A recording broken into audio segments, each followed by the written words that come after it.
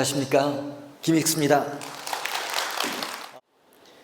우선 제목 자체가 생물 다양성인데 이 생물 다양성은 누구나 다 아는 내용입니다. 아는 내용이지만은 잘 아는 바와 같이 생물 다양성은 생물의 종류가 많다. 많은 종류가 있는데 이 종류도 많이 있지만은 생물이 그 종류마다 사는 장소도 각각 다르다. 독특한 특징이 있어가지고 아무데나 사는 것이 아니라 자기가 살고 있는 장소가 일정하다 하는 것이 또 하나의 특징이고, 또 더 중요한 것은 종마다 고유한 유전자를 가지고 있고 그 유전자도 개체마다 변화가 있다. 이걸 우리는 유전적 변이다. 유전적 변이가 매우 다양하다는 것을 우리는 생물 다양성이라 이렇게 말하게 됩니다. 전 세계의 생물 종수가 이름을 가지고 있는 생물의 종수는 지금까지 알려진 것은 약 200만 종 이상이 이름을 가지고 있습니다. 저도 여기에 이제 새로운 종을 발견해서 이름을 올린 종이 한 18종 이렇게 되어지지만은 그런 종수가 동식물, 미생물까지 전부 하면은 200만 종 이상이 되는데 이것이 전부냐 하면은 그건 아니고 이보다 훨씬 많아서 아직 숫자를 알지 못하지만은 일반적으로 생각하기에 약 1000만 종 이상이 있을 것이다. 그리고 그보다 더 많다. 더 많이 있을 수도 있다. 이렇게 과학자들은 예상을 하고 있습니다. 그러니까 여러분이 새로운 종을 발견하고 싶다는 그런 생각을 가지고 있다면은 지금부터 노력을 해도 앞으로 이름을 가지고 알려지지 않은 종이 800만 종이나 있어요. 그러니까 얼마든지 그런 가능성은 있다 이렇게 생각을 합니다. 왜 생물 다양성을 우리가 보존해야 되는가 하는 것은 더 이상 설명하지 않아도 우리 인간이 살아가는데 동식물의 종에 의해서 식품도 또 여러 가지 의약품도 공산품도 환경도 또 아름다운 정서적인 활동도 생태 관광도 과학 연구도 이런 종을 기준으로 해서 연구가 되고 있기 때문에 매우 중요하고 또 보존을 해야 된다 이렇게 생각이 되죠. 이 생물 다양성 연구에서 가장 학문적인 시작은 잘 아는 바와 같이 스웨덴의 칼 폰 린네가 되어지게 됩니다. 이분이 1758년 자연의 체계라는 제10판의 책을 내게 되는데 여기에 분류는 어떻게 하는가, 또 생물의 종이라는 어떻게 그 이름을 정하는 것인가, 학명을 처음으로 제정한 분입니다. 여러분 잘 아시는 바와 같이 모든 학명은 이명법으로 쓰게 되고 라틴어 화한말로 이렇게 하게 되는데, 가령 예를 들어서 사람 그러면은 나라마다 다 다른 말을 쓰게 되지만은 학술적으로 과학적으로 할 때는 호모 사피엔스 린네, 그리고 1758 그러면은 1758년에 처음으로 린네가 사람의 이름은 학명으로는 과학적으로는 호모 사피엔스라고 한다. 이게 바로 학명입니다. 그래서 모든 종에다가 학명을 붙여야만 그 종이 과학적으로 인정을 받게 되고 또 과학적으로 발표도 하게 되고 논문에도 그 이름을 쓸 수 있게 된다는 것이 이 학명이 되어지게 되죠.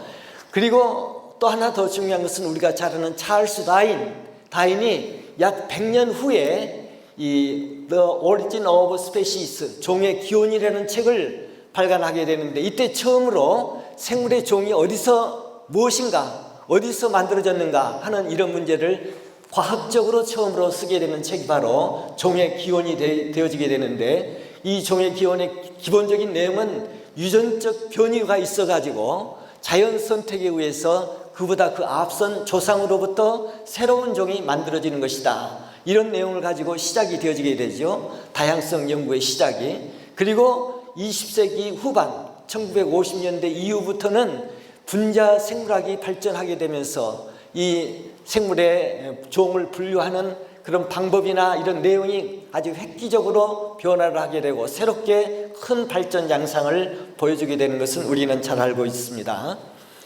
그 가운데 우리는 어류가 어떤 동물인가 하는 것을 이 시간 이런 특징이 있는데, 이것은 그 가운데 우리가 이 시간에 하려고 하는 것은 미꾸리과 어류는 유라시아 대륙에만 있어요.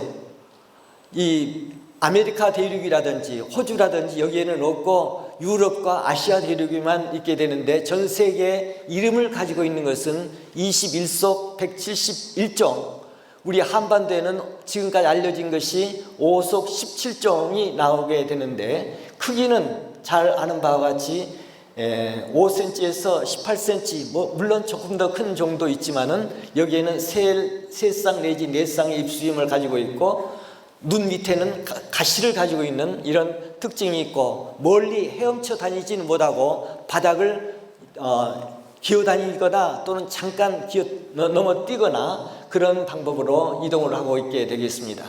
우리나라 담수어류의 초기의 연구를 보게 되면은 1892년 최초로 학명을 가지고 우리나라 어류를 연구한 분은 헤르젠슈타인이 우리나라 한강 상류 풍동 지역에서 돌고기를 처음으로 풍통기하 헤르젠슈타인 이름을 따서 헤르시라는 종을 맨 처음에 발견하게 되고, 그리고 1905년도부터 1925년 사이에 미국의 스탠포드 초대 총장이었던 졸단이 우리 한국의 물고기를 가지고 이제 최초로 여러 가지 신종도 발표하게 되고, 또 어류 목록도 254종이나 이때 발표를 하게 됩니다. 그리고 이제 러시아의 여러 학자들이 많은 종을 신종으로 발표하게 되지요. 그리고 1910년도에서 1945년 일본 강점기에 일본 학자들이 우리나라에서 어류를 연구하기 시작하는데, 그 중에 가장 기본적인 것은 조선 박물학회가 창립이 되어 가지고 학회지가 발간이 되어지게 됩니다. 그 당시에 가장 유명한 학자가 모리 다메조라는 분이 약 30여 신종을 발표하게 되는데, 이때 쉬리가 신종으로 발표하게 되고, 1952년에는 우리나라 어류의 824종의 이름을 밝히게 돼요. 처음으로 전체 목록, 처음은 아니지만은 가장 많은 종을 이때 발표하게 되죠. 그리고 우치다 게이타로라는 일본인 학자입니다. 우리나라에 와서 지금 우리나라 같은 수산시험장, 내수면 연구소와 같은 그런 수산시험장에 와가지고 약 15년 동안 우리나라 어류에 대해서 연구하면서 조선 어류지라는 책을 1939년에 쓰게 되는데, 여기에 우리나라 민물고기 80종의 기록을 분류나 생태나 생활사나 분포나 아주 상세하게 기록이 되는데, 지금도 이 책을 많은 사람들이 보고 있게 되고, 일본에서는 이 책의 원본을 구하려고 많은 학자들이 노력할 정도로 아주 유명한 책이 이 책이고, 저도 물고기 시장 연구가 바로 이 책에서부터 시작이 되어지게 됩니다. 그 이후에 바로 해방이 되어진 1945년도부터 1970년대까지 보게 되면은 정문기 박사가 일제시대 일본인 학자들하고 연구하다가 우리나라 어류의 도감을 3번 내지 4번에 걸쳐서 우리나라 도감을 발간하게 되고, 또 최기철 박사, 이번 특별전을 하고 있는 최기철 박사님이 1960년대 이후에 우리나라 민물고기를 우리나라 전국의 각 도별로, 군별로, 또 면에 나타나는 그런 물고기까지도 전부 다 조사해서 어떤 종류가 있는 책을 이렇게 8권을 발간하게 됩니다. 그리고 이어서 이제 1970년대 이후, 60년대 이후에는 어류 관련 학회가 창립이 되어지게 되는데, 한국동물학회, 한국생태학회, 수산학회, 동물분류학회 이렇게 만들어지고, 어류에 대한 학회는 1989년에 처음으로 창립되어서 지금까지 약 35권의 책자가 매년 4권씩 이렇게 발간이 되어서 지금까지 우리 한국 어류를 발전시킨 학회가 바로 한국어류학회가 되어지게 됩니다. 자, 그럼 미꾸리과 어류의 특징에 대해서는 나중에 설명하면서도 보겠지만은, 앞에서 보는 바와 같이 몸의 반문의 무늬가 매우 특이하고, 또 눈 밑에 가시를 가지게 되고 골칠판이 있고, 그리고 비늘의 모양이라든지 주둥이의 모양이 좀 다른 그런 특징을 가지고 있게 되겠습니다. 자, 이제부터는 기름종결에 대한 연구에 대해서 말을 하게 되죠. 그 가운데 금방 말했던 일본인 학자 우치다 게이타로 씨는 우리 한국의 미꾸리과 어류는 여기에 나온 것처럼 기름종개, 수수미꾸리, 새코미꾸리, 미꾸라지, 그 당시에 학명이 붙어지지 않았지만은 미꾸리하고 비슷한 강중개가 있다고 이렇게 말을 했는데, 이게 그러니까 이속 6종이 이때 처음으로 자세히 기록이 되어지게 됩니다. 그때 우리나라 기름종개를 학명이 코비티스 타이니아라고 해서 유럽의 린네가 제정한 이 학명인데 이때부터 이제 이 학명을 쓰게 되죠. 그런데 이것이 학명이 달라지는 것은 2000년대 이후에 와서 2000년대 이후에 와서 우리 한국에 나오는 것은 코비티스 테이니아가 아니고 코비티스 한국엔시스라는 것을 나중에 발표를 하게 됩니다. 자, 그런데 이렇게 우리나라 기름종개는 세 가지 반문의 변이가 있다. 우치다 게이타로 씨가 관찰한 것이 이 점이 아주 매우 특이하다고 봐요. 저도 미꾸리과 어류, 기름종개 연구 시작할 때 바로 이 책에서 보고 이 그림을 보면서 우리나라에는 세 가지 반문이 있는데 위에는 점열형, 그 다음에 중간형, 종대형 이렇게 세 가지 반문이 있지만은 이것은 변이다. 앞에서 말한 바와 같이 변이가 중요하다고 그랬는데 변이가 있는데 종을 결정하는 기준은 앞에 나오는 그림이 기름종개 수컷입니다.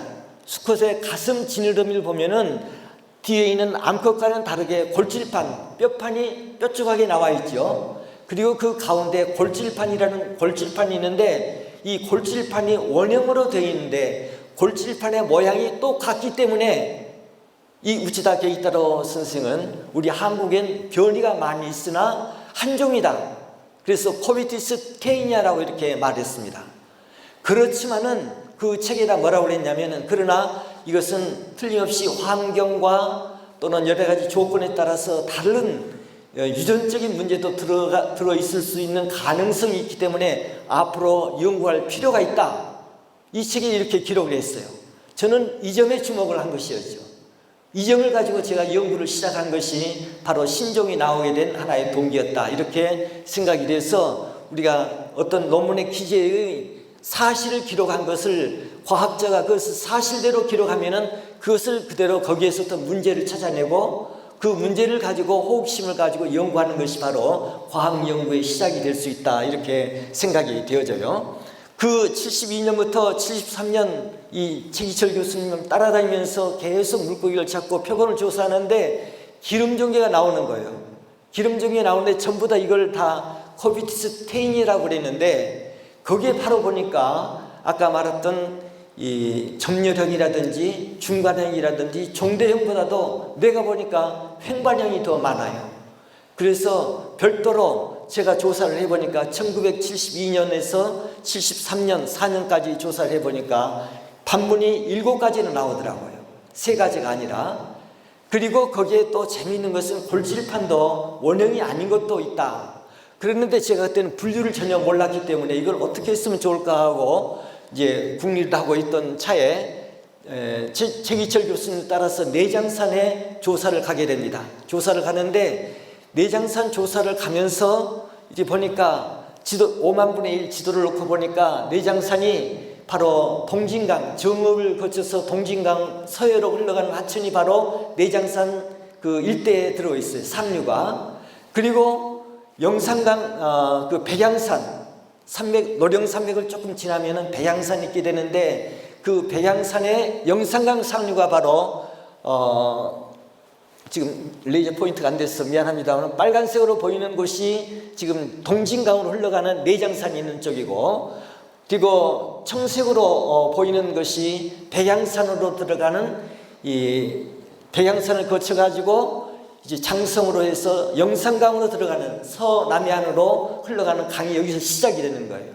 그리고 또 한 가지는 순창, 순창 쪽에 이 초록색으로 되어 있는 부분이 바로 이 내장산하고 이 동쪽에서 동남쪽으로 흘러가는 하천이 여기서 시작이 되는 하천에서 바로 섬진강과 영산강과 그리고 동진강이 여기서 만나는 걸 보고 전에 반문의 변화를 가지고 조사해봤던 그 조사 결과를 보면은 여기 조사를 하니까 이 3가지가 나올 것이다. 이렇게 추측을 하고 가정이죠. 이때만은 조사를 하지 않았으니까. 그런데 재미있는 것은 섬진강과 영산강에 나오는 그런 그 횡반 B형과 C형은 골질판이 좀 다르고 또 동진강에서 나오는 골질판은 이 원형이 아니라 뾰족하게 길게 3장 손가락 모양으로 나오는 그런 골질판을 가지고 있어서 이것은 이 원형이 아니기 때문에 우치다 게이타로 선생이 말했던 대로 이건 다른 종이 아닌가 코비티스 테이니아하고는 다른 종이 아닌가 하는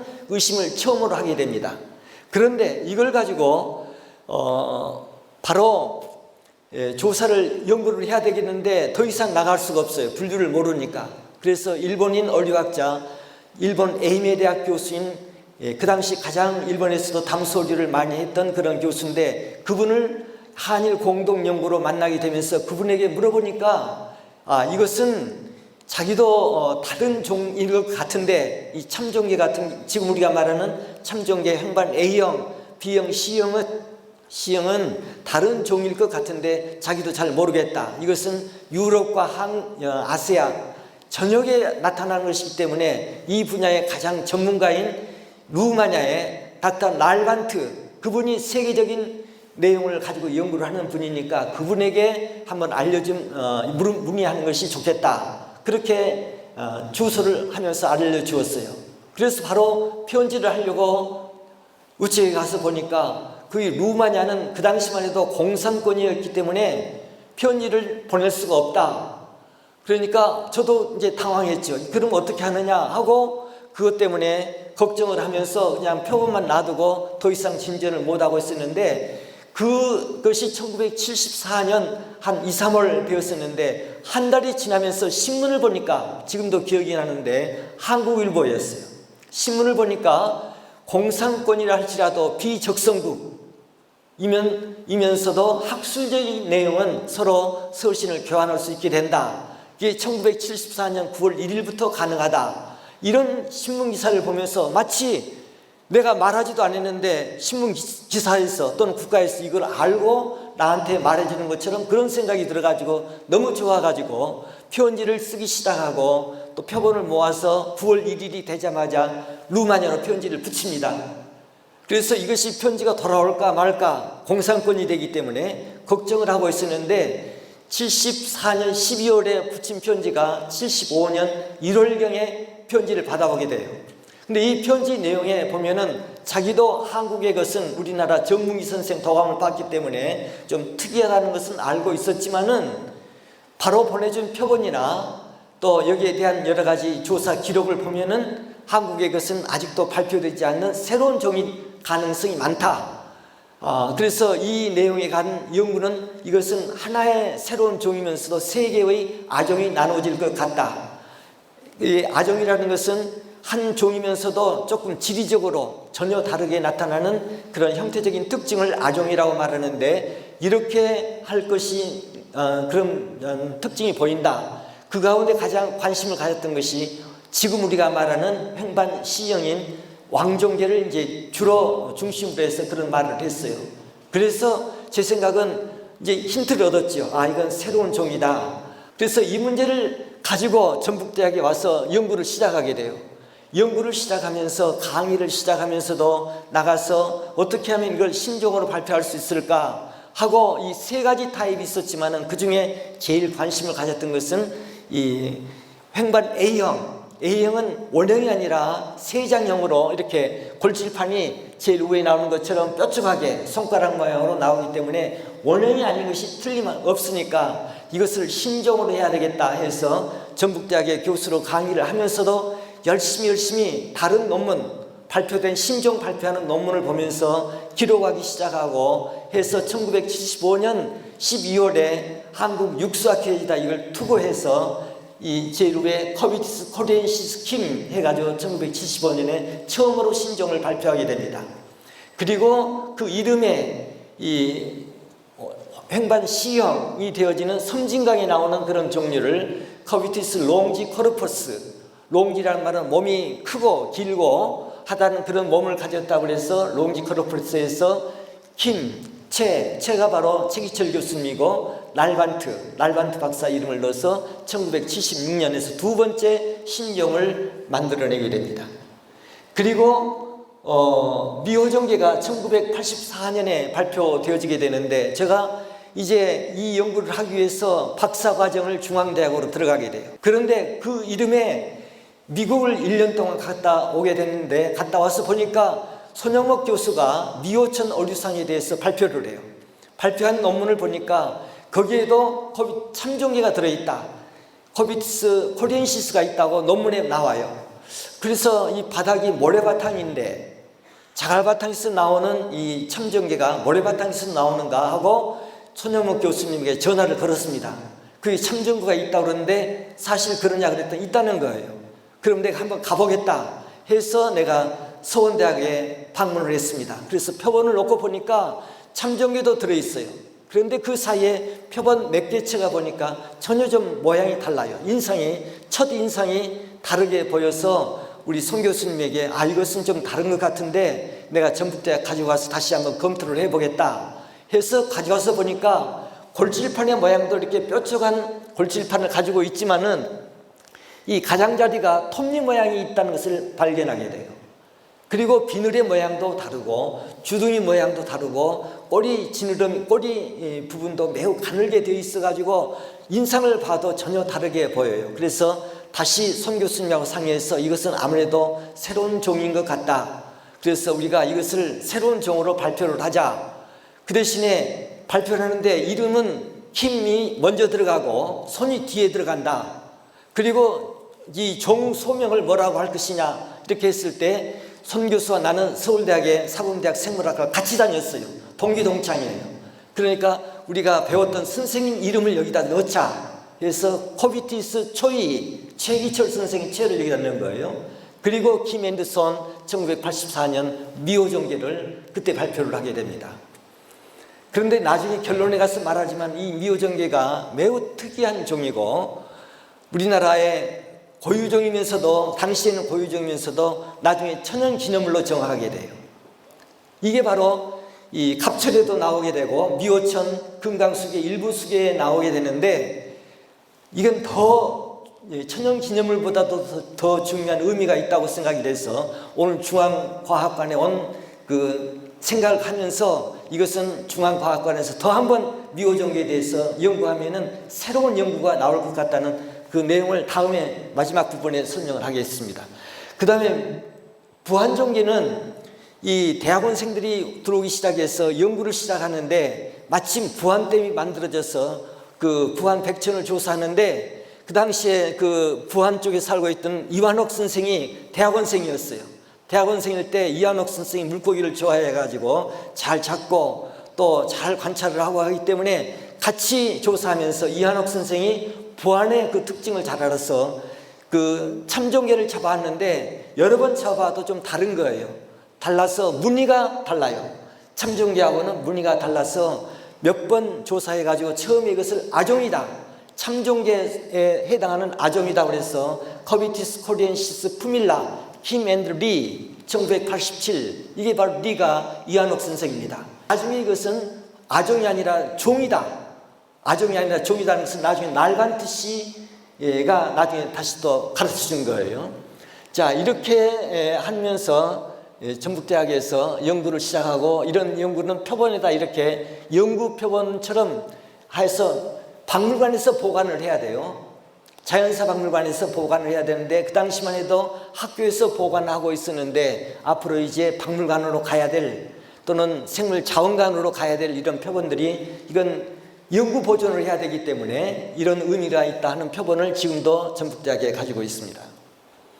그런데 1973년에 갑자기 논문 날반트시에서 편지가 오면서 논문이 들어오게 되는 것을 보게 되는데 그 논문을 보게 되니까 1993년에 번역한 논문을 보니까 갑자기 논문에 익숙키미아가 나오는 거예요.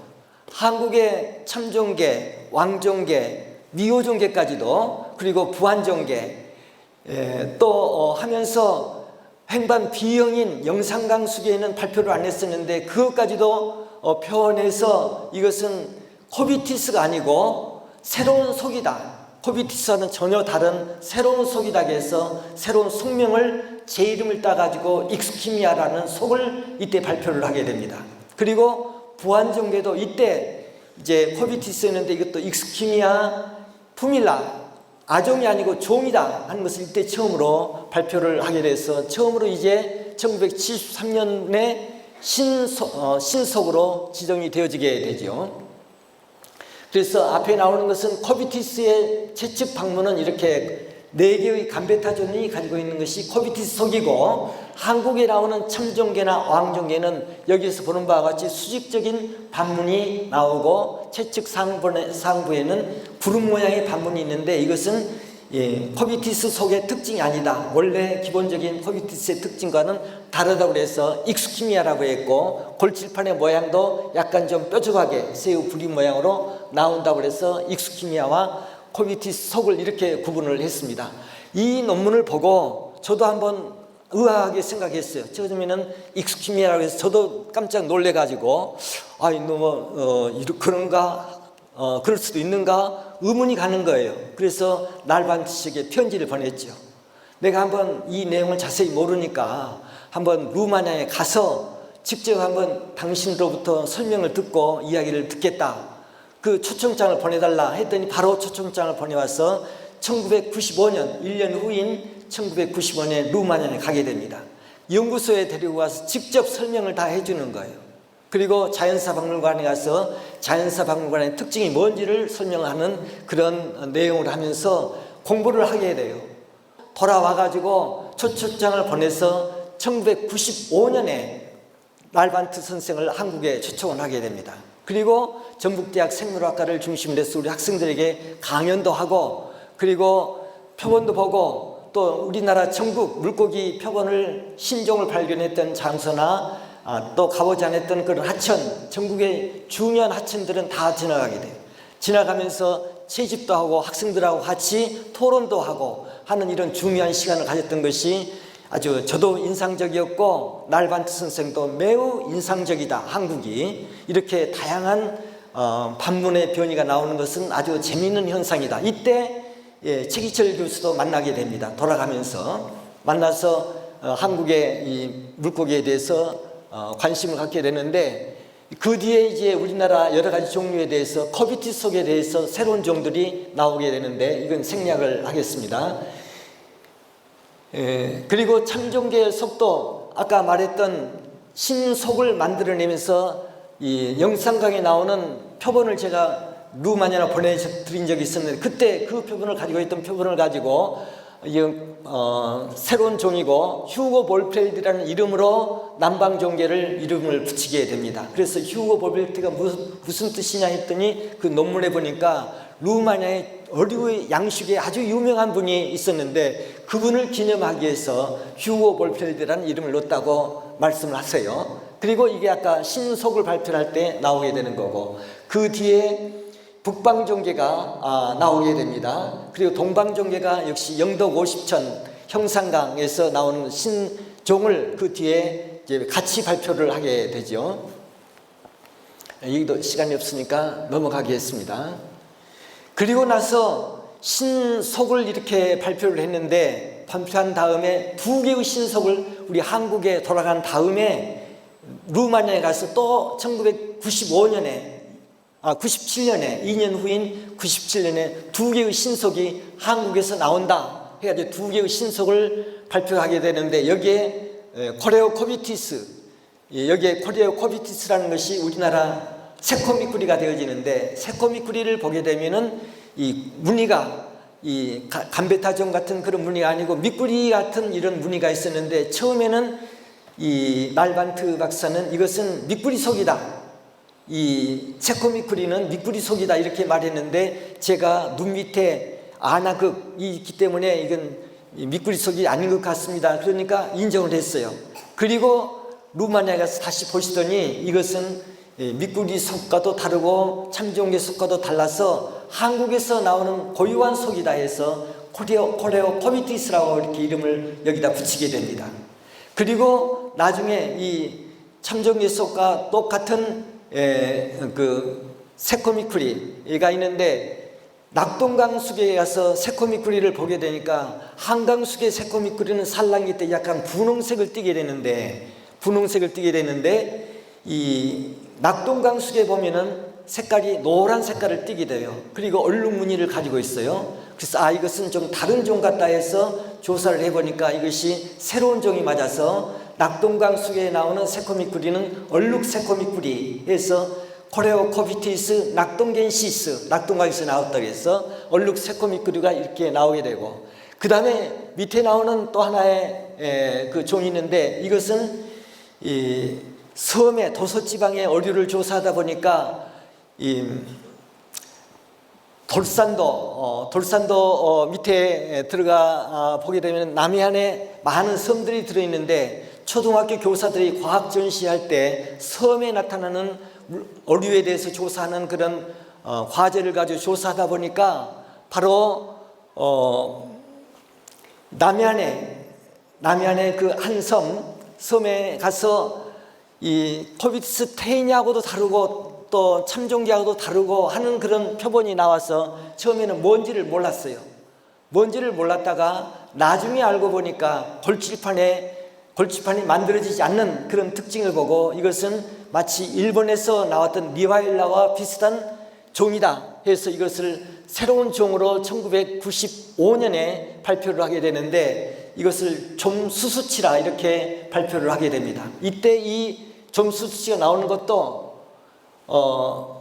이건 세코미큐리 얼굴 좀수수치가 나오는 것도 브레비 파스키아타, 이게 저 위에 나오지만은 김 앤드 리라고 나오는데, 이 리도 이완옥 선생입니다.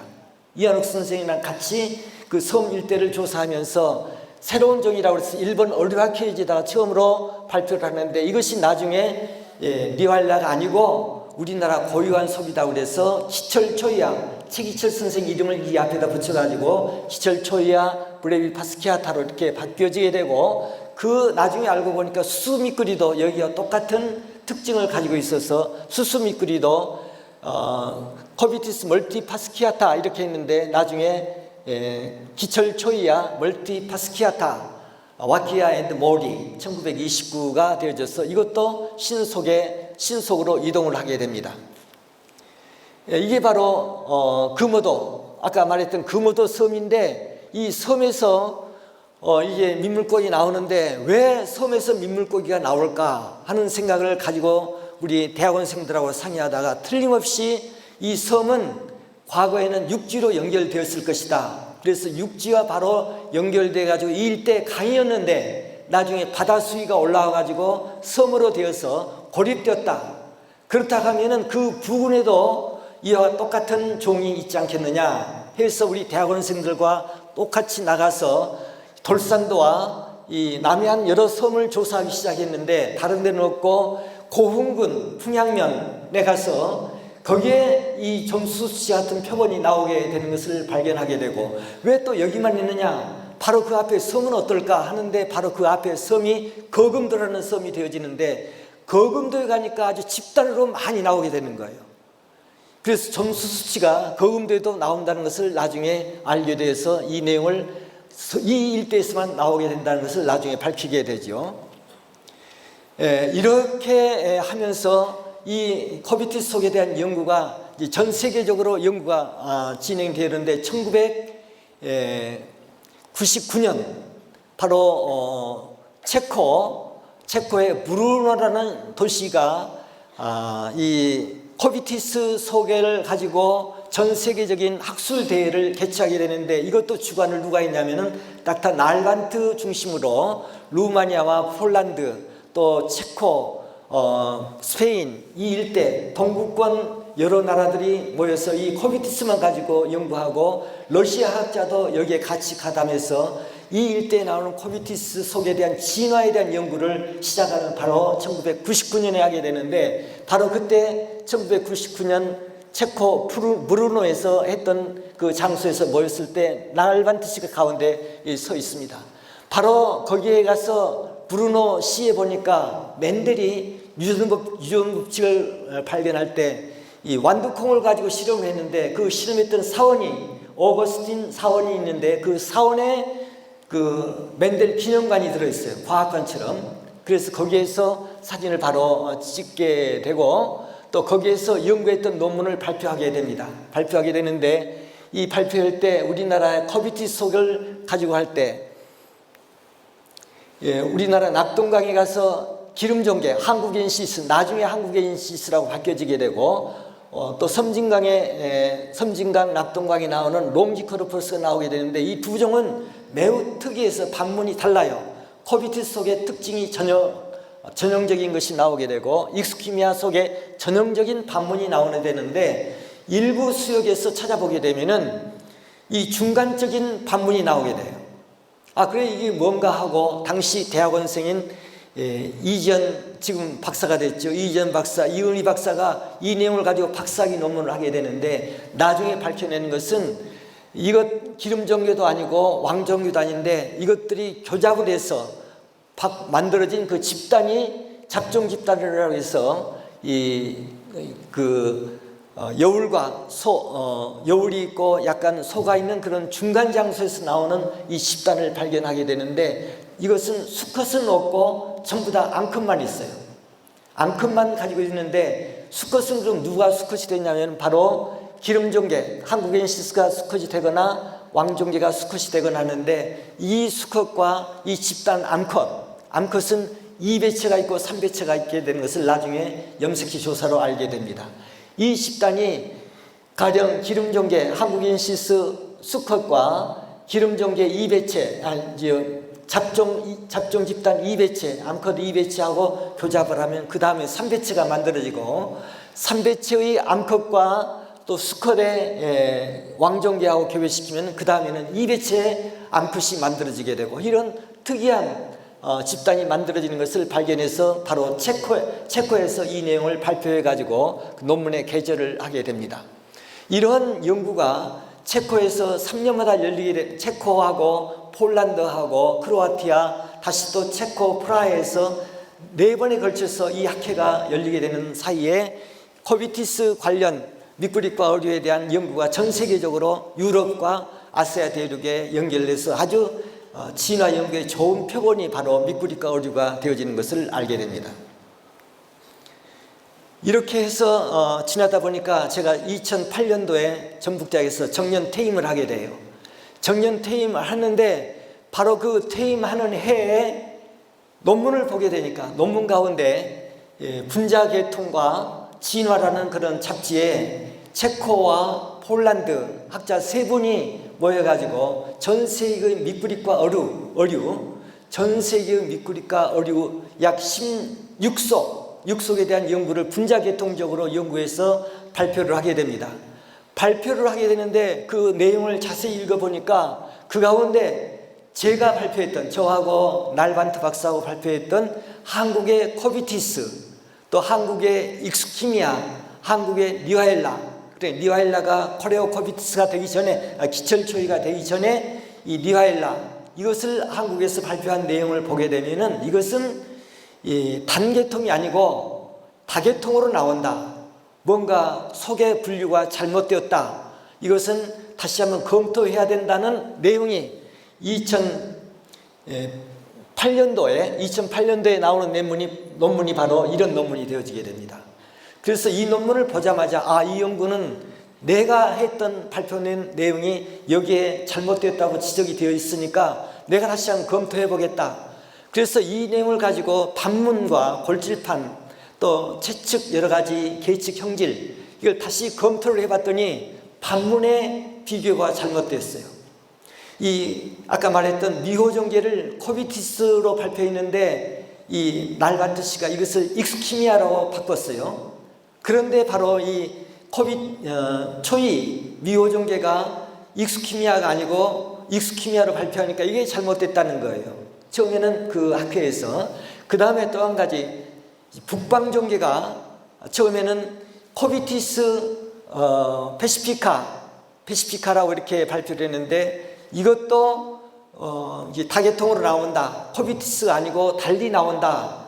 이렇게 말했고 니화엘라도 역시 니화엘라 브레비파스키아타 이렇게 했는데 이것도 일본의 니화엘라하고는 계통이 너무 떨어진다 하는 지적이 나와서 반문 조사를 다시 해보고 골질판을 비교해 보니까 잘못한 거예요. 내가 잘못한 거예요. 잘못했는데 역시 미호종계는 처음에 했던 코비티스가 맞는 코비티스고 골질판이 횡반이 아니고 그 미호종계를 보면은 역시 원형으로 나오는 감베타종과 더 비슷해요. 코비티스 익스퀴미아보다도. 그래서 이것은 바꿔야 되겠다 해서 2009년도에 바로 2008년도에 나온 논문을 보고 그리고 2009년도에 한국 의료학 케이지에다가 제가 한국의 미꾸리과 의료에 이걸 변경하고 다시 정정한다는 논문을 2009년도에 내게 됩니다. 그래서 2009년도 낼 때 그 논문의 가장 큰 특징은 북방종계를 커비티스에서 익스큐미아로 바꾸게 돼요. 그리고 미호종계는 처음에 커비티스였지만은 익스큐미아로 바꿨던 것을 다시 커비티스로 바꿔야 되겠다. 반문이 이 커비티스 쪽에도 가까워요. 그리고 점수 수치도 이 골출판이 만들어지지 않는다는 점, 또 반문의 특징이 다르다는 점, 이런 점에서 이것은 리화일라, 일본의 리화일라하고는 다른 한국의 고유속이어서 기철초이화로 바꾸게 돼가지고 그 논문하고 그 내용을 검토해 보니까 이렇게 해놓으면 단계통으로 떨어지게 돼요. 그래서 이 내용을 이렇게 발표한 바가 있었습니다. 우리 전북대학에서 연구를 했던 고명원 박사가 아까 말했던 컴플렉스 잡종에 대한 연구를 전북대학에서 하고 박사학위를 하고 난 다음에 이 박사 후 연구 과정을 이화여대로 가게 돼요. 그런데 이화여대는 그때는 어류에 대한 연구는 하지는 않았고 분류에 대한 연구도 하지 않고 거기는 분자 계통 쪽만 연구를 하고 있었던 연구실입니다. 그 연구실에 권예슬 선생이 논문을 쓰는데, 박사 논문을 쓰는데 커비티데를 가지고 연구를 시작하게 됐어요. 지도교수와 함께 연구를 시작해서 여기에 대한 분자 계통에 대해서 연구를 하게 되는데 주로 미토콘드리아 DNA 한 개의 자와 또 핵 유전자, 핵 DNA 8개의 로사이 이걸 가지고 우리나라 16종에 대한 미꾸리과 어류를 제가 정정한 것, 2009년도 논문에 나온 내용을 다시 한번 확인해 보니까 그 계통이 분류학적인 계통과 제가 했던 계통과 딱 일치가 되는 거예요. 저는 이걸 보고 분자 계통적으로 하나의 증명을 해준 좋은 연구가 되었다. 그런데 이 논문을 보면서도 가장 좀 궁금하게 생각했던 것은 여기 커비티스 속에 커비티스 초이가 있죠. 그 다음에 기름 종계가 있고 점줄 종계가 있고 그리고 테트라 리니아타 이렇게 줄 종계가 있는데 이 커비티스 초이가 약간 세종과는 거리가 좀 떨어져요. 가장 원시적인 타입으로 나타나기 때문에 이 커비티스 초이아는 기름 종계 속으로 지금 우리가 불리고 있지만은 이것은 계통이 좀 더 떨어져서 나는 지금 추측에 새로운 속이 되지 않을까, 가장 원시적인 새로운 속이 되지 않을까, 이런 생각을 지금 가지고 있어서 주목을 하게 되는데, 그래서 오늘 이 중앙과학관에 와서 이 커비티스 속 연구하면서 미호종계를 다시 한번 연구해봐라, 이 중앙과학관을 중심으로 해서 하면은 이것은 틀림없이 새로운 속이 나올 가능성이 있고 가장 원시적인 속이 될 수 있는 가능성이 있다. 그리고 그 다음에 참종계 속도 역시 패시피카, 북방종계, 이것도 다른 종계, 남방종계, 왕종계, 동방종계, 참종계, 그리고 이 부안종계, 이것과 조금 더 다른 가장 원시적인 이 계통을 이 논문에서 찾아보게 됩니다. 그리고 역시 기철초이와도 점수 수치와 수수미꾸리가 이렇게 딱 떨어져서 한 계통으로 나타나는 연구를 분자 계통으로 이렇게 밝혀내는 그 결과를 여기서 찾아보게 되죠. 이제 이런 연구를 하면서 동시에 아주 재미있는 연구는 이러한 종들이 어떻게 해서 언제 이렇게 분화됐는가, 분화 연대를 역시 분자 계통적으로 조사하는 논문을 같은 논문에, 박사학위 논문에 쓰게 되는데, 이 속에 미꾸리과의 속을 보면은 제일 위에 미스쿠르너스, 미꾸리 속이 제일 위에 있잖아요. 제일 위에 나오는 것이 미꾸리고, 그 다음에 미꾸라지, 미조레피스가 미꾸라지인데 이것이 하나의 독립된 속으로 나오는데, 이것과 제일 가까운 속이 여기에 콜레오코비티스 로퉁디카우다타,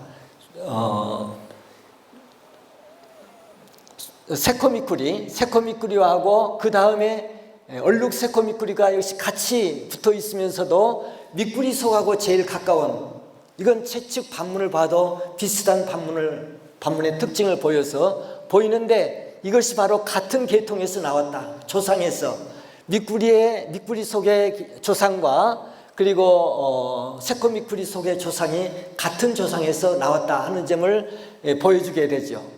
그리고 가장 먼저 이 미꾸리 속이 나오게 되는 것은 1800만 년대, 1800만 년 이때 이 속이 분화됐다. 그냥 가장 오래전에 나온 속이 된다 그 말이죠. 그리고 또 그 다음에는 전부 다 이 네 개의 속이 똑같은 계통에서 나오는데, 이 계통에 나오는 가장 먼저 분화된 것이 바로 코비티스 초이 미오종계가 제일 먼저 떨어지게 됩니다. 그리고 이 미오종계 속에서 나오는 그 속이 이제 갈라지는 것은 역시 참종계와 참종계 속과 그리고 기름종계 속이 바로 여기에서 갈라져 나오는 것을 볼 수가 있게 되죠. 그리고 또 한쪽은 저 위에서 이 수수미꾸리와 점수수치가 제일 위에서 또 갈라져 나가게 되고 하는 이런 모습을 보일 때 이 코비티스 초이가 상당히 원시적으로 가장 먼저 이 미꾸리 속을 제외한 미꾸리 속하고 새꼬미꾸리 속을 제외한 나머지 속 중에서 이 초이가 가장 먼저 나왔다는 점이 아주 주목이 돼요. 왜 이렇게 됐을까 하는 점을 이제 생각하게 되는데, 이 속이 아물강에서도 나왔다 하고 러시아 학자가 발표를 했어요.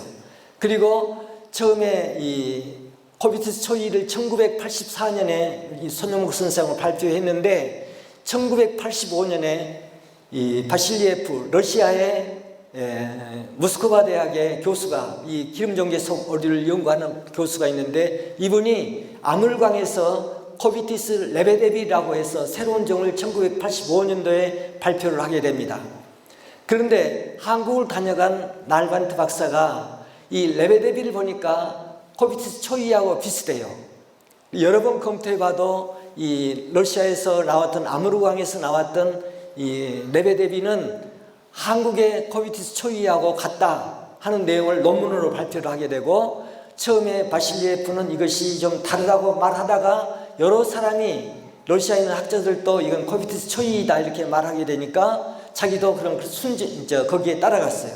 그러다 보니까 1984년에 발표한 초이 미오종계, 1985년도에 발표한 레베데비 두 종이 1년 차이로 발표가 됐지만은 같은 종을 이렇게 다른 이름으로 발표했을 때 먼저 발표한 종이 인정을 받게 되고 나중에 발표한 종은 거기에 이름이 이제 정식으로 사용할 수 없게 돼요. 그래서 1년 차이로 코비티스 초이가 아물강에서도 나오고 이 한국에서도 나온다 하는 것이 나중에 알려지게 됩니다. 그래서 우리 손영복 선생이랑 여러 번 이야기하지만은 어떻게 아물강에 나오는 초이하고 우리나라에 나오는 초이가 똑같을 수 있느냐, 표본을 한번 다시 검토해 볼 필요가 있겠다.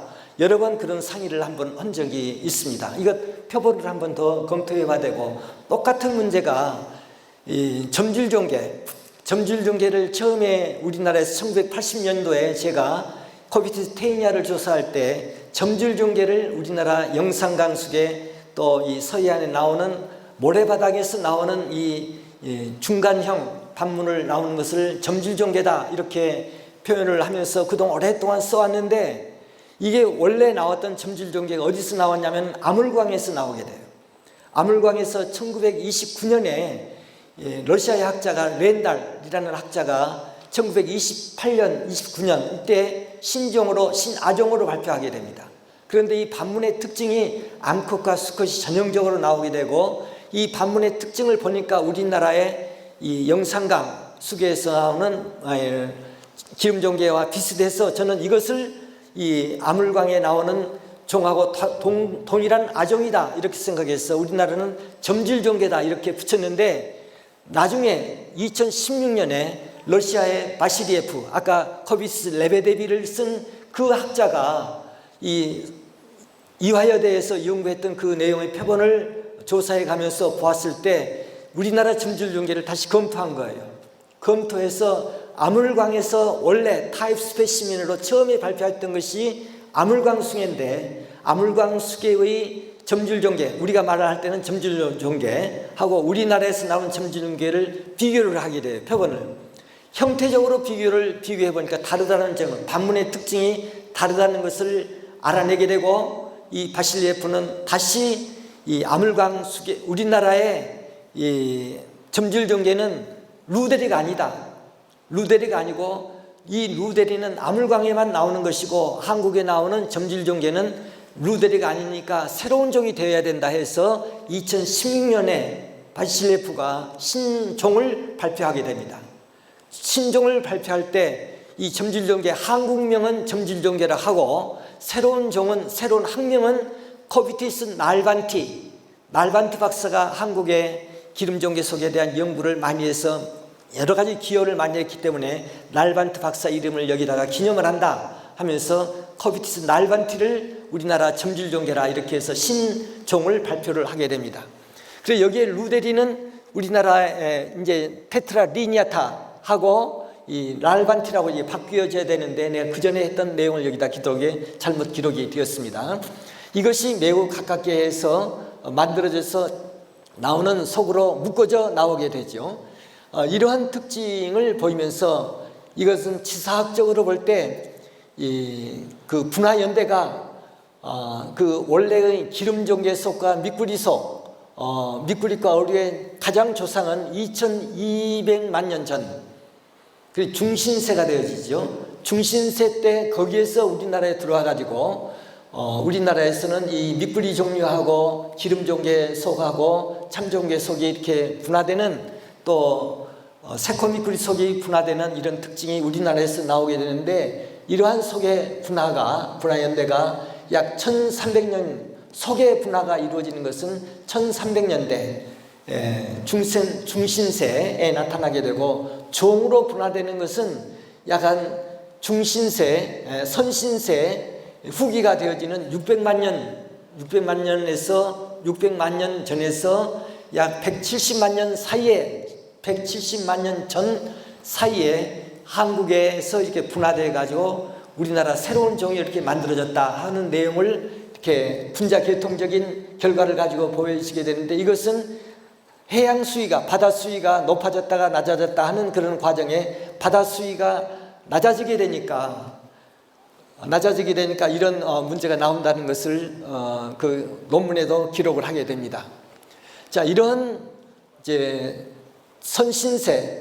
동북아시아 선신세 후기의 해양선을 연구한 그런 많은 학자들의 공통된 내용이 과거에 중신세에서부터 선신세 초기까지는 중국 대륙과 한국과 러시아 대륙과 그리고 일본이 지금처럼 딱 분리되어 있는 것이 아니라 바다로 분리되어 있는 것이 아니라 그 당시에는 하나의 대륙으로 육지로 연결되었었다.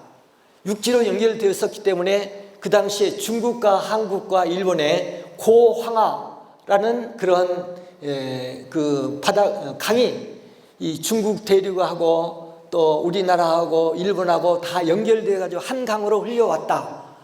그리고 동시에 고아무르강 흑룡강이죠. 흑룡강 수계는 이 시베리아 쪽에서 있었지만은 바로 그 강이 중국 대륙 쪽 상부로 들어오게 되고 또 우리나라의 동해안 쪽으로 이렇게 흘러서 당시 동해가 호수로 되어 있었는데 호수로 이 강이 아무르강이 연결되었었는데 이 강의 연결과 우리나라와는 바로 연결되었을 때였기 때문에 연결되었다가 바다 수위가 올라오게 되니까 이제 선신세 후기로부터 이제 약 170만 년 그 사이에 몇 번, 3번 내지 4번 정도가 육지로 되었다가 바다로 되었다가 이렇게 떨어졌다 붙어졌다 하게 되는 그 사이에 바로 우리나라에는 그 당시 중신세부터 백두대간이 형성이 되어지게 됩니다.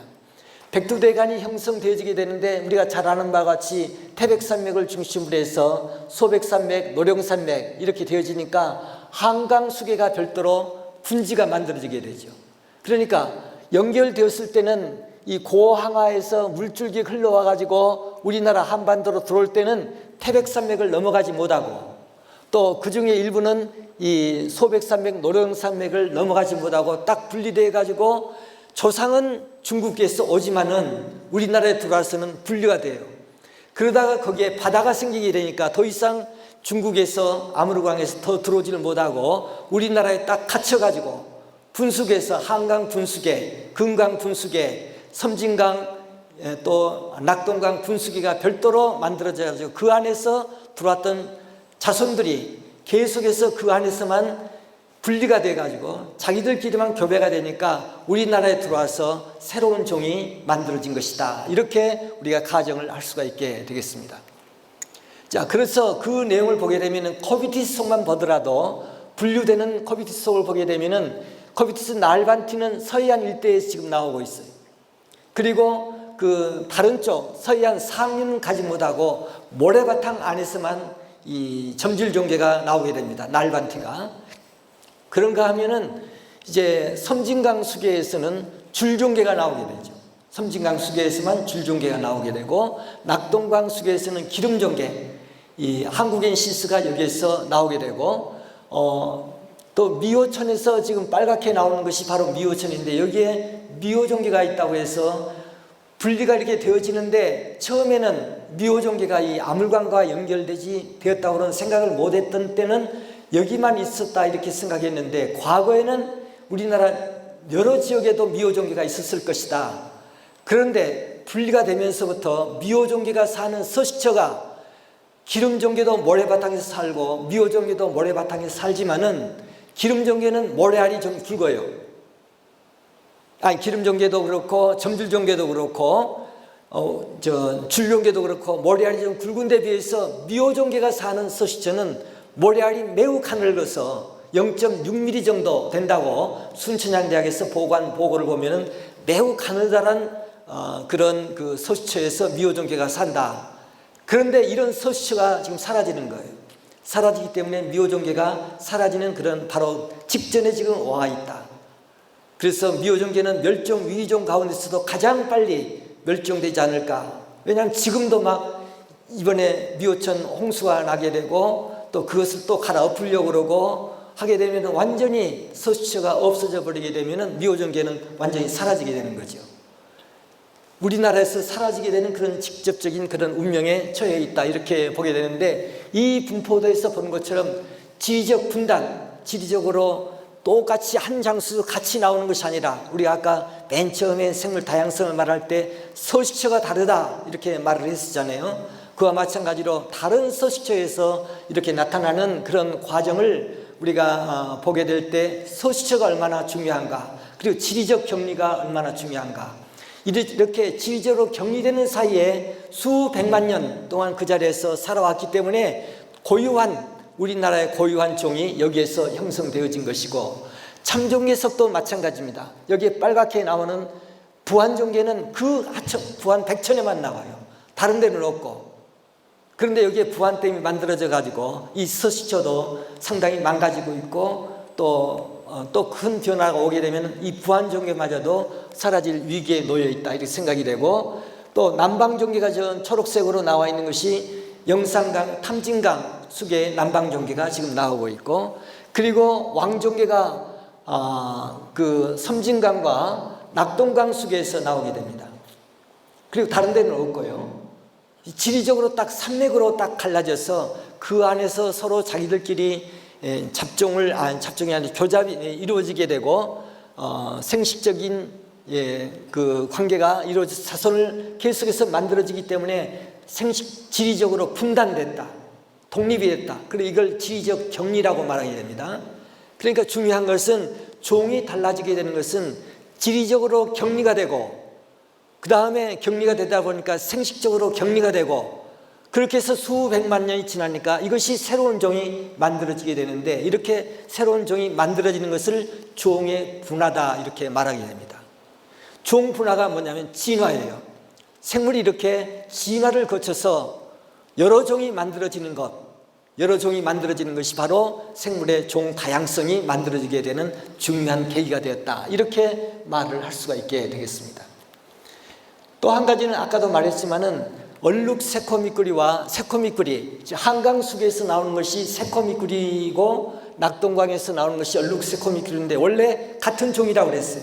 새코미꾸리라고 했던 걸 이제 조사하다가 보니까 이 새코미꾸리가 한강 수계에서 나오는 새코미꾸리와 낙동강 수계에서 나오는 새코미꾸리가 색깔이 다르다고 제가 발견을 했어요. 그래서 의심을 갖게 되었고, 그 다음에 서식처도 보니까 새코미꾸리는 약간 흐르고 자갈이 많고 옅은 곳에서 사는 데에 비해서 얼룩 새코미꾸리는 좀 깊고 바닥이 큰 돌도 있고 하는 그런 장소에서 얼룩 새코미꾸리가 있는데, 이것도 지리적으로 격리가 되니까 두 종이 한 종이었던 것이 오랜 세월이 지나면서 격리가 돼가지고 두 종이 만들어지게 되는 것이고, 그 다음에 점수수치도 아까 말했던 남해안 이 섬 일대 주변에서 점수수치가 나오게 되고, 낙동강 수계에서는 수수미꾸리가 나오게 되는데, 이것도 서식지가 좀 달라요. 수수미꾸리는 여울, 빠른 여울, 자갈이 많은 여울에서 아주 물살이 빠른 곳에서 사는 것이 수수미꾸리고, 이 점수수치는 약간 옅은 곳이면서도 자갈과 모래가 약간 흘러진 좁은 하천에서 나오는 것을, 이 점수수치가 나오는 그 지역으로 이렇게 구분이 되니까 지리적으로 격리되는 과정에 오랜 세월에 걸쳐서 생식적 격리가 되어가지고 새로운 속이면서도 그 속 안에서도 종이 나누어지는, 종의 분화가 이루어지는 모습을 여기서 찾아볼 수가 있게 되겠습니다. 자, 이 내용을 이렇게 정리해 놓고 보니까 미꾸리과와 종개과는 조상은 달라지게 되는데 이들의 공통 조상은 같았어요. 그래서 약 3천만 년 전 중신세가 되죠. 중생대가 되죠. 중생대에는 종개과와 미꾸리과의 조상이 종개과로부터 나오게 되는데, 이게 2천만 년대로 내려오면서부터 중신세로 들어오면서부터 미꾸리과와 종개과가 구분이 되어지게 되고, 그 조상은 종개과가 더 조상이 되어지게 되고, 미꾸리과에서 2천만 년 전 미꾸리과의 조상에서 미꾸리 속과 새꼬미꾸리 속이 맨 처음에 분화가 되고, 그 다음에 이어서 여기에서 기름종개류인 이 미호종개와 또 다른 기름종개 속, 참종개 속이 또 구분이 되어지게 돼요. 그래서 미호종개가 매우 중요하다, 분류학적으로 의미가 있다, 이렇게 보는 것은, 지금까지는 논문에는 미호종개, 기름종개, 줄종개, 점줄종개를 허비트 속이라고 했는데, 앞으로는 미호종개도 다른 속이 될 가능성이 충분히 있다.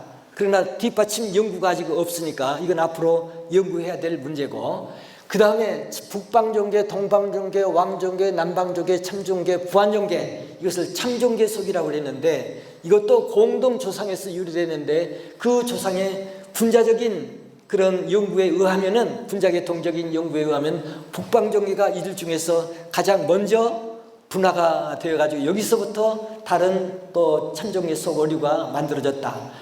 왜냐하면은 이런 모양으로 생각한다고 하면은 우리가 이 고황하에서 유래됐다고 이렇게 지금까지는 다 생각하고 있는데, 북방종개, 미호종개가 나온 모습을 보게 되면은 이것은 아물광과 연결되어진 그런 집단이 아닌가 추측이 돼요.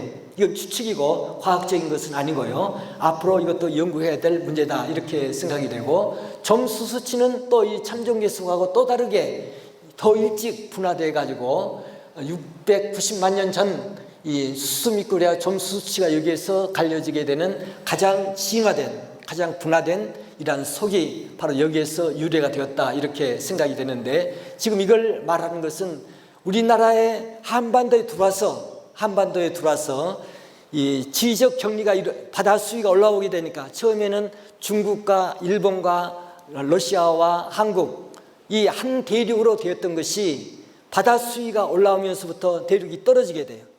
육지가 분리가 되어지게 돼요. 분리가 되어지면서부터 그 조상이, 원래 조상은 같이 들어왔지만은 그 이후에 1600만 년, 1300만 년 이렇게 되면서부터는, 그 이후에, 훨씬 그 이후죠. 600만 년 이때부터는 바다 수위가 올라오게 되니까 중국과 한반도가 떨어지게 되고 일본과 떨어지게 되고 하게 되면서 우리나라에 고립이 되면서, 우리나라에서도 산맥에 따라서 여러 가지 수계별로 독특한 그 집단이 만들어지는데, 왜 그러면 다른 종류보다도 미꾸리 종류가 이렇게 많은 종이 만들어졌느냐 하면은, 다른 종류는 부레를 가지고 헤엄칠 수가 있어요. 돌아다닐 수가 있는데, 미꾸리 종류는, 미꾸리 과어류는 부레가 없이 이 골랑이라고 해서 부레가 뼈판에 쌓여 있어 가지고 헤엄치지를 못해요. 짧은 거리를 갔다가 부딪히고 바닥에 가라앉고 조금 갔다가 바닥에 가라앉고 멀리 가지를 못하고 좁은 거리만 이동해 가는 그런 독특한 이동 방법을 가지고 있기 때문에 다른 종보다도 이동 거리가 짧다 이 말이죠. 이게 다른 물고기는 또 역시 물속에서만 살지만은 새라든지 곤충이라든지 이런 동물들을 보면 또 포유류라든지 이건 바로 물이 아니고 육지니까 얼마든지 산맥을 넘어갈 수가 있잖아요. 넘어가서 다른 지역에 널리 살 수가 있는데 물고기는 물속에서만 살고 산맥에 갇히면 그걸 넘어가지를 못하고 미꾸리 종류는 더 멀리 가지를 못하고 제한된 범위 내에서만 살고 있기 때문에 거기에서 종분화가 더 많이 일어난다. 그래서 이 종분화가 우리나라 한반도 안에서 일어났던 종분화의 아주 대표적인 사례가 지금까지 발표는 안 했지만은 사례가 미꾸리과 어류에서 잘 보여주고 있다. 찰스 다윈이 갈라파고스 섬을 관찰하면서 섬마다 다른 핀치새가 나오는 것을 보고 13종의 핀치새를 거기서 나중에 학자들이 찾아내게 됩니다. 이것은 섬마다 고립돼 가지고 거기에 살고 있는 먹이 종류가 씨를 먹느냐 곤충을 먹느냐 하는 그 부분에 적응이 돼 가지고 이렇게 달라지게 된 그 내용을 이제 핀치새 연구 가지고 많이 발표해서 진화에 좋은 모델이 바로 핀치새를 가지고 설명하는데, 저는 핀치새와 마찬가지로 우리나라 미꾸리과 어류는 이와 같은 우리나라 지리적 격리에 의해서 생식적인 격리로 이루어져 가지고 새로운 종, 새로운 속이 만들어졌다는 내용을 저는 설명을 하게 됩니다. 그리고 이 안에 한국 고유종이 또 고유속이 나오게 되는데, 이것은 오래전부터 한반도에 고립이 되었기 때문에 생식적으로 격리가 되고 지리적으로 격리가 되었기 때문에 우리나라 고유속, 고유종이 나오게 된다. 저는 이 그림을 이제 혼자 머릿속으로, 이것은 완전한 그림이 아닙니다. 제 머릿속으로 그 권혜슬 박사가 만들어낸 그 자료를 가지고 혼자 지금 그려본 거예요. 이게 변경될 수도 있어요. 변경될 수도 있지만은 이 그림을 만들어내면서 머릿속에 생각하면서 무슨 생각을 했냐면은, 구슬이 서말이라도 깨어야 보배다 하는 속담이 있는 것처럼 이런 종마다 다 하나의 구슬인데 이것을 이렇게 엮어놓고 보니까 더 보배 같은 존재로 보이게 된단 말이죠. 그래, 우리나라 물고기가 이것만 그런 것이 아니라 다른 종류도, 여기에 김수환 박사가 이제 퉁가리 속 어류를 가지고 조사를 하고 그 새로운 종도 발표를 하고 했는데, 내가 볼 때는 그것도 바닥에 따라서 바닥에만 살고 있어요. 그렇기 때문에 종분화가 더 빨리 일어나서 우리나라 고유종이 여기에서 만들어졌다고 생각이 돼요. 이 분류되는, 지리적 격리되는 그런 상황, 현상을 보게 되면 똑같은 그런 현상이 여기서도 보이게 되는데, 우리 한반도 어류의 바닥에 사는 종류들, 또 잉어과 어류 가운데서도 모래무지아까, 이 모래무지아까가 주로 바닥에서 기어 살고 있는 그런 종류가 되어지게 됩니다. 이것도 우리나라 고유종이 많다는 것도 이런 특징을 여기서 보여주고 있다, 이렇게 생각이 되어지게 돼요. 자, 여기에 미호종계, 아까 말한 북방종계, 이것은 우리가 조금 더 자연사적인 입장에서 분류적인 연구를 더 해볼 필요가 있다, 이렇게 생각이 되어집니다. 자, 이래서 우리나라 미꾸리과 어류가 5속 17종이 이렇게 되어지게 돼요. 지금 앞에서 본 대로 제일 위에 나오는 4개의 종, 이것은 미꾸리 기름종계 속, 그 다음에 참종계 속이 6종이 되어지게 됩니다. 그리고 점수수치 2종, 얼룩 새코미꾸리, 새코미꾸리에서 또 2종, 이렇게 해서 14종이 한국의 고유종이고 고유속이고, 고유속은, 코비티스는 고유속은 아니죠. 이런 특징을 보였다는 점. 그래서 이란 속에 거의 많은 종이 저하고 우리 대학원생들 또 관련된 교수들하고 이렇게 해서 만들어진 그런 속이고, 그리고 종이며 또 날반트 박사가 주로 많은 이런 내용에 도움을 받았다 하는 이런 생각에서 이 세계적인 연구가가 우리 한국에 다녀가면서 이런 귀한 선물을 우리에게 남겨주고 갔다, 이런 생각을 하게 됩니다. 그리고 그 가운데 미꾸리, 미꾸라지, 미스쿠르누스, 이것은 중국에도 있고 학명이 똑같아요. 지금도 중국에도 있고 일본에도 있고 이렇게 되어지게 되는데, 이것은 고유종이 아니에요. 이 조상이 원래 조상이 들어와서 지금까지 나타나게 되고, 마지막에 부포 미꾸리는 원래 우치다 게이타로 선생이 이 함경 북도 부포라는 데서 미꾸리하고 좀 비슷한 종이 나오는데 조금 다르다 해서 새로운 종 같은데 학명은 붙이지 않고 미스쿠르노스 sp 미확인종으로 해서 1939년도에 발표했는데 1980년대에 북한 학자가 이것을 새로운 종으로 발표를 했어요. 84년도에 이걸 바로 이 똑같은 것을 부포엔시스 김리태 교수하고 또 방용환인가요? 그런 분이 1985년에 북한의 한 종이 나타나게 돼요. 나는 통일이 되면은 북한에 가면은 이 미꾸리 속에 대한 연구가 되어지지 않아요. 안 했는데 북한에 가서 이렇게 산맥으로 분리된 그런 수계마다 조사를 해보게 되면은 거기에도 아직까지 발표되지 않은 종들이 있을 것이다. 이렇게 생각을 해요. 그런데 우리나라에 나오는 어류들이 여러 가지 환경 파괴, 서식처 파괴, 또 오염 또는 개발, 외래종 이러한 것 때문에 다 멸종 위기에 많이 들어있는데 그 가운데 미꾸리과 어류의 7종이 다 멸종 위기에 지금 직면하고 있는 그런 종으로 보고가 되어 있습니다. 그래서 앞으로 우리가 이 종도 보호를 해야 되겠다는 생각이 들어갑니다. 요약으로 우리나라 미꾸리는 오속 전부가 17종이다. 그런데 앞으로 20종 또 25종도 나올 수 있어요. 최근에 일본에서는 이 미꾸리과 어류, 특히 코비티스 속을 가지고 조사를 해서 30여 종을 만들어냈어요.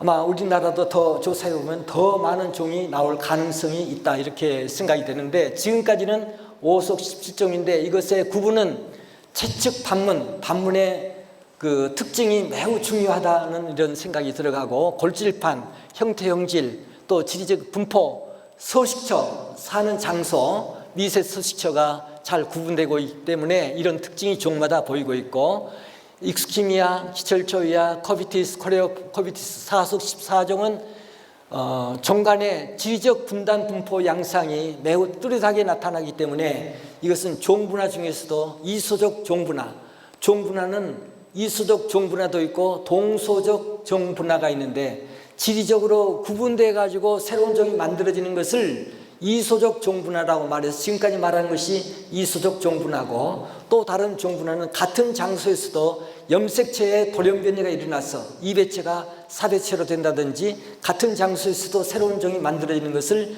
동소적 종분화라 이렇게 말하는데 이 이소적 종분화가 종분화의 가장 기본적인 가장 흔하게 나타나는 분화의 양상이다 이렇게 말을 하고 있게 됩니다. 그리고 이 단성 잡종생식 아까 말했던 낙동강에서 나오는 기름종개와 왕종개의 집단 이런 집단은 단성 모두가 암컷이 되기 때문에 단성 잡종 생식이다 이렇게 말하게 되는데 이것도 앞으로 유전적으로 매우 재미있는 연구의 과제가 된다고 생각이 됩니다. 그리고 많은 미꾸리과 어류뿐만 아니라 많은 다른 종류도 역시 이제 그 멸종 위기에 들어 있는데 특히 이 분포가 매우 좁고 또 개체수가 적은 이런 미꾸리과 어류 경우에는 멸종될 위기가 더 많다. 그런데 이것이 지금 멸종이 되어지게 되면은 이전까지 수백만 년, 약 600만 년 전에서부터 170만 년 전에 형성된 이런 종이지만은 이제 우리가 사는 이 시대에 와서 멸종된다는 것은 이제 우리들의 책임이 되지 않는가 해서 앞으로 어류를 연구하는 분들은 이런 점에도 관심을 갖고 연구를 하면서 보호를 하게 된다면은 이런 종들은 더욱더 관계를 우리가 연구하는데 좋은 도움을 하고 기여를 할 수 있지 않을까 이렇게 생각이 됩니다. 제 강의는 여기서 마치고 질문을 좀 받도록 하겠습니다. 감사합니다.